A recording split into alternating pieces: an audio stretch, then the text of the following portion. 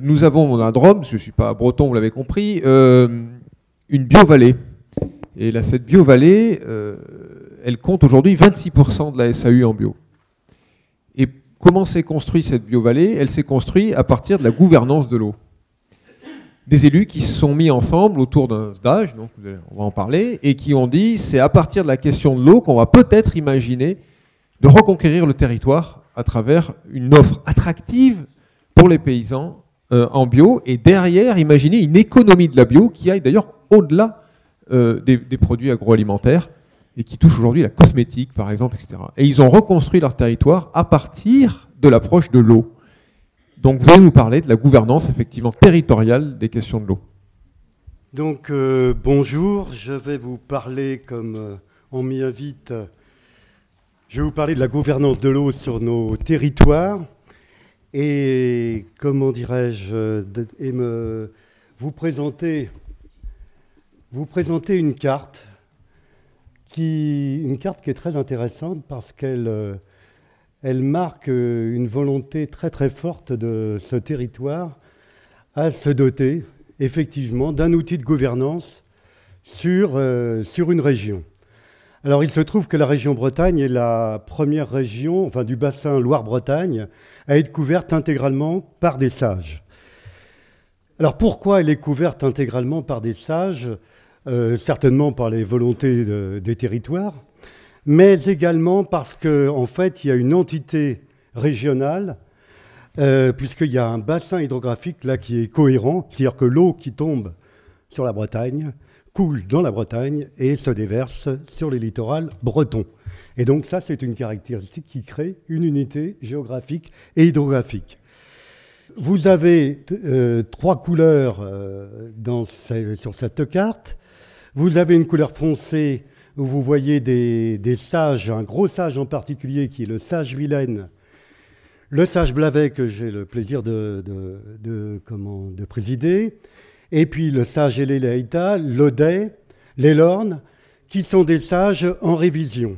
Vous avez des sages qui sont dits en élaboration et vous avez des sages qui sont en gestation en quelque sorte. Donc là, on est sur un territoire où les bassins versants se sont organisés à des moments différents et avec un rythme différent. Alors, avant de parler de cette fameuse gouvernance, vous dire un petit peu, je parle au nom des sages de Bretagne, enfin des présidents de sages de Bretagne. Donc, en fait, on s'est constitué en assemblée permanente des présidents des présidents de clés de Bretagne, avec, bon, vous avez là la liste des gens qui y participent. Bon, vous avez les représentants de chaque département.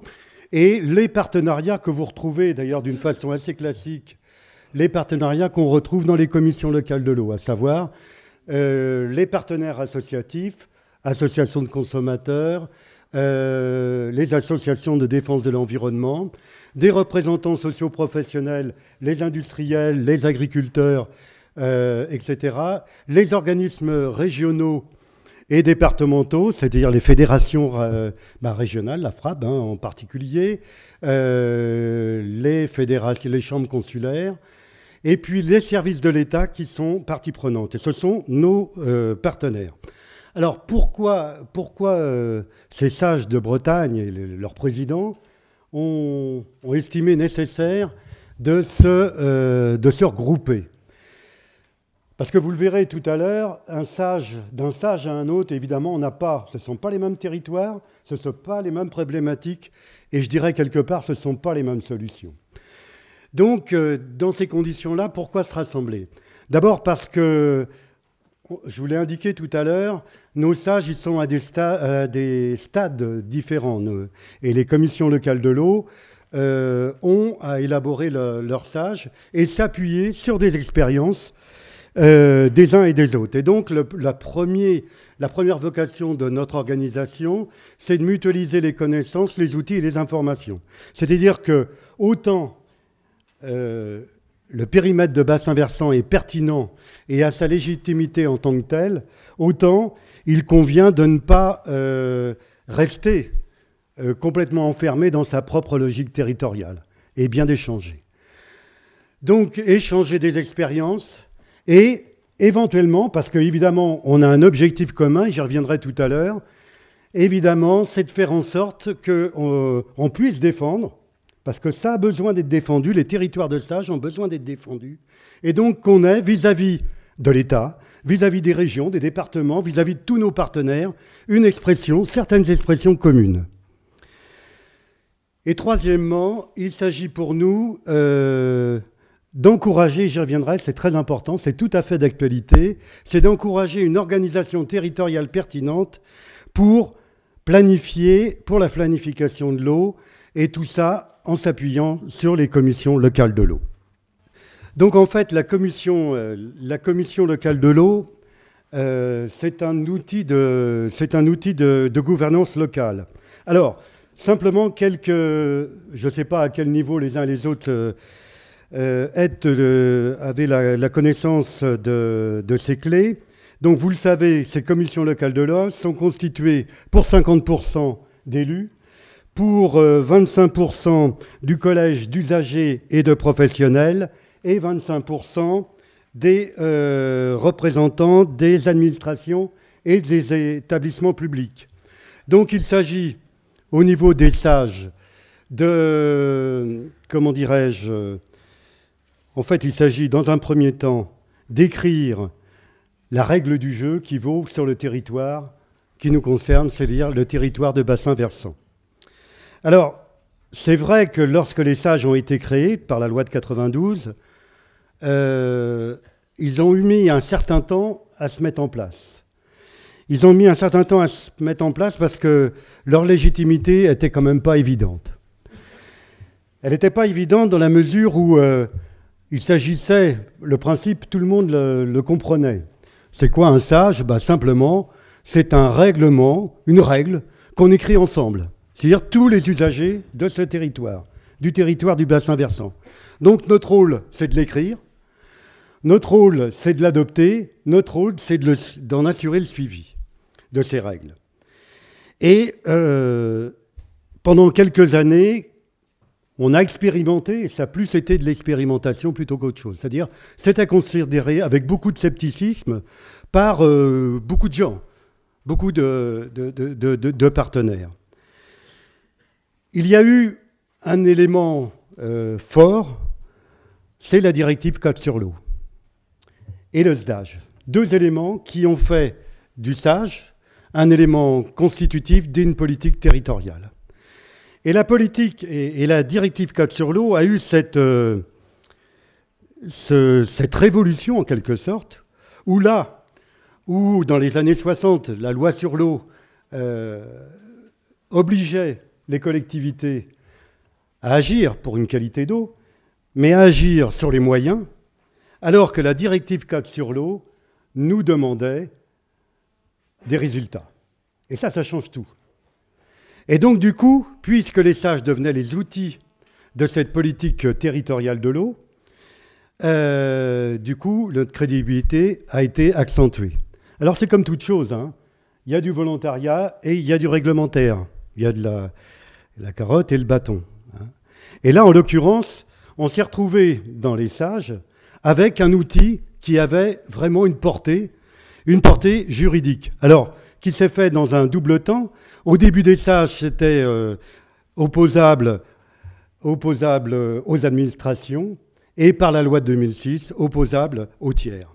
C'est-à-dire que véritablement, là, on a un outil important de gouvernance. Alors, quand on dit qu'on a un outil et une règle, ça ne veut pas dire que nous, on n'est pas là pour produire de la loi. On est là pour produire avec des gens qui ont parfois des visions contradictoires, un bon usage de notre territoire par rapport à la qualité et à la quantité d'eau. Et donc, dans les premiers sages, on a fonctionné de cette façon-là. C'est-à-dire qu'en fait, nous, notre paramètre, il n'y en avait pas 36, c'est la qualité et la quantité d'eau. Et je dirais que même les milieux étaient plus ou moins pris en compte à ce moment-là. Mais déjà une première forme d'appropriation. Alors, c'est important dans la mesure où, là, on voit bien que, comment dirais-je, on obligeait, on ne travaille pas dans des clés, et ça c'est important dans le débat qu'on a aujourd'hui, lobby contre lobby. C'est pas de ça dont on parle. Dont on parle, c'est je suis usager à des titres divers, et voilà, on a une règle à écrire ensemble. Alors, je ne vous cache pas que c'est parfois sportif. Voilà. Hein. Des fois, c'est... Voilà, on sent un petit peu... faut avoir les reins solides des fois. Mais ceci dit, je crois que cette façon de faire, elle est indispensable. Elle est indispensable pourquoi ? Eh bien, on voit les évolutions. Je vous l'ai dit tout à l'heure, en fait, notre premier investissement, c'était de dire, bon, on fait le nécessaire pour la qualité de l'eau. Donc, voilà, on se met d'accord, on se met des normes, etc. Mais on se met des normes un peu théoriques, comme ça. Et qu'est-ce qu'on voit apparaître dans les révisions des sages ? C'est que là où, comment dirais-je, dans nos préconisations, parce que c'est ça, hein, quand on écrit une règle, jusqu'à maintenant, on avait des préconisations. Sur le sage Blavet, on a une centaine de préconisations sur 4 enjeux. L'enjeu de la qualité, l'enjeu de la quantité, c'est-à-dire les inondations. 3e enjeu, les milieux. Et 4e enjeu, et ça on préfigurait l'avenir, c'est le développement local. On reviendra sur cet aspect du développement local et par rapport à la discussion et la question que vous posiez tout à l'heure. Et donc, sur le développement, sur cet aspect-là, donc on a déjà écrit une règle. Et on a commencé à avoir des résultats. Inventaire de zones humides, comment dirais-je, des premiers objectifs sur des taux de nitrate à l'exutoire, voilà. Et puis, on arrive dans une période nouvelle où là, effectivement, on nous demande d'aller plus loin. Et c'est pour ça que je voudrais insister, parce que je sais que les sages sont plutôt connus dans le milieu de l'agriculture biologique, enfin je le présume. Ce qui est important pour nous, c'est de voir un petit peu comment les choses évoluent par rapport aux politiques territoriales, par rapport à l'eau et par rapport à l'agriculture. En fait, l'enjeu qui est le nôtre, c'est que quelque part, je parlais de développement local, quelque part, on passe à un nouveau stade. Jusqu'à maintenant, on se fixe des objectifs, on essaie de les atteindre. Voilà. Alors, pour l'instant, ça donne quoi ? Ça donne que les inventaires, dans certains bassins, sont réalisés. Ça donne que, peu ou prou, on commence à organiser la restauration de certaines zones humides et on commence à organiser, ce qui est beaucoup plus délicat, la gestion de ces zones humides. Et voilà, on est à ce stade-là. Mais en fait, il y a un enjeu qui est beaucoup plus fort. C'est vraiment l'enjeu de territoire. Et ça veut dire quoi ? Je vous parlais tout à l'heure, dans certains sages, et la plupart d'ailleurs, on avait un petit volet dans nos sages qui s'appelait l'enjeu territorial, l'enjeu développement local. Et en principe, on le mettait à la fin. On se disait, si tout va bien, voilà, ça donner ça. Et en fait, la façon de fonctionner de cette nouvelle gouvernance dont on parle nous amène à considérer les choses totalement différemment. C'est-à-dire que cet enjeu de territoire ne devient pas le dernier enjeu, celui qui coule de source, il devient le premier. C'est-à-dire qu'en fait, on se pose la question du territoire, et pour être très concret, on se pose la question de la capacité du territoire. Capacité à recevoir de l'activité, etc.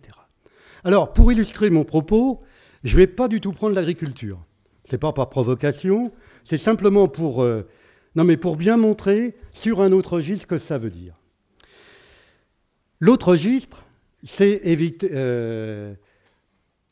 l'imperméabilisation des sols et l'urbanisation de nos territoires. Donc là aussi, je dirais, je ne prends pas l'exemple de l'agriculture, je prends l'exemple de l'urbanisation. Par rapport à ça, on a, comme pour l'agriculture certainement, notre territoire, il y a des choses qu'il ne peut pas supporter. Il y a des capacités qu'il ne peut pas développer. Il y a des zones suroccupées qui ont marqué leurs limites, en termes d'assainissement par exemple. Donc là, on voit bien on voit bien qu'on arrive dans un deuxième champ d'intervention. C'est cette réflexion qu'on doit avoir collectivement. Et ça, le réglementaire peut être utile, mais ce n'est pas le plus important.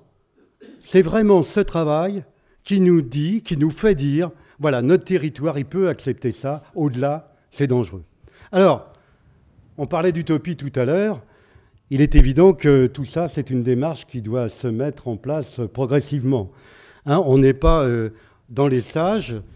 Vous avez des sages, en plus, qui ont des visions différentes. Hein, les commissions locales de l'eau, les unes par rapport aux autres. Hein.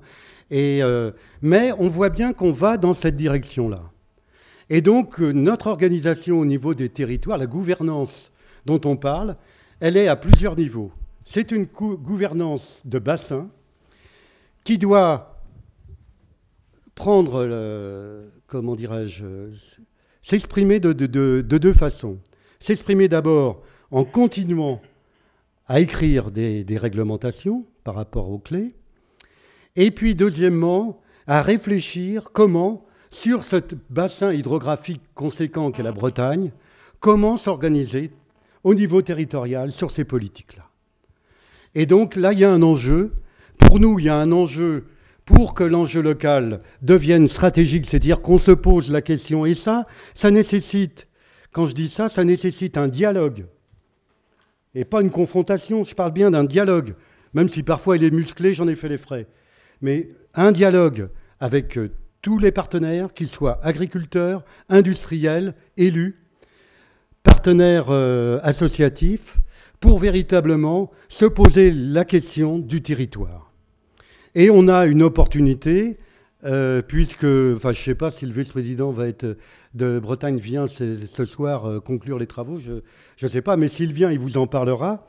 Il y a une opportunité, c'est la décentralisation qui nous permet, la future loi sur la décentralisation, qui nous permet d'avoir une vision régionale de ces politiques locales concernant l'eau. Voilà, moi, ce que je voulais indiquer un peu, c'est cet aspect-là. Alors, d'un point de vue, au niveau de l'agriculture, ce que j'ai dit pour l'urbanisation, évidemment, ça s'applique.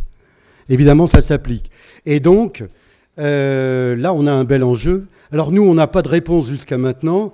On ne dit pas forcément, puisqu'on a tous les acteurs dans nos commissions locales de l'eau, on ne dit pas forcément, vous devez faire ce type d'agriculture, mais on dit surtout, voilà ce que le territoire est prêt à pouvoir accepter.